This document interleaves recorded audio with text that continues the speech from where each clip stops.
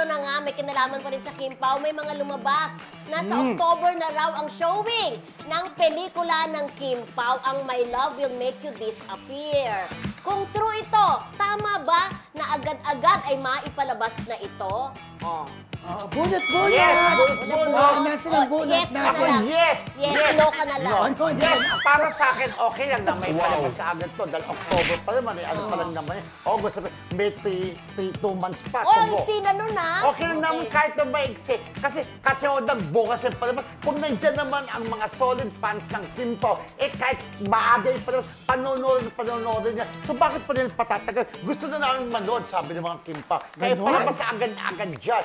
Ang Star Cinema siguro naisip nila, ay, panood niya ng Kim Pao, palabas agad natin pelikula. Dahil alam nila, tatangkilin ito at magiging blockbuster ang movie ng Kim Pao. Ay, talaga? Yes. Ako naman, siguro, bakit, kailangan naman, maganda sana at may mahabang preparasyon para maging quality at maganda ang kalabasan ng pelikula. Kasi pag May parang minamadali, parang baka mag-suffer ang quality ng movie. Yun lang naman ang Hindi. Kapag gumagawa ang Star Cinema ng pelikula, laging quality. Maganda lagi. Wala pa silang pelikula na hindi magandang kinalabasan. Ganon? Lalo na ngayon, ingatan nila ang paggawa ng movie dahil Kim Pao to. Ito yung first movie nila na talagang silang bida. Pwedeng make it or break it sila dyan. Yes, pero okay naman sa akin ang pagpapalabas ng Kim Pao movie this year. Pero sana sa akin, wag naman October.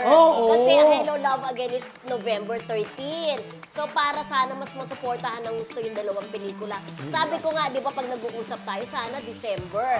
Before the Metro Manila Film Festival. Pwede ring opening salvo. At pwede ring Valentine's Day. opening ng Yung Star tatlong playdate Cinema. sana na yun. Correct. Pero wala tayong magagawa. Yan ang Desisyon. ibinigay na playdate. Supportahan na lang natin. So yun na po, once sa pinalabas, pakita nyo lang Kim Pao, lahat ng Kim Pao, mula sa iba't ibang panig ng mundo. Yes! Manoodin natin yan. Di ba?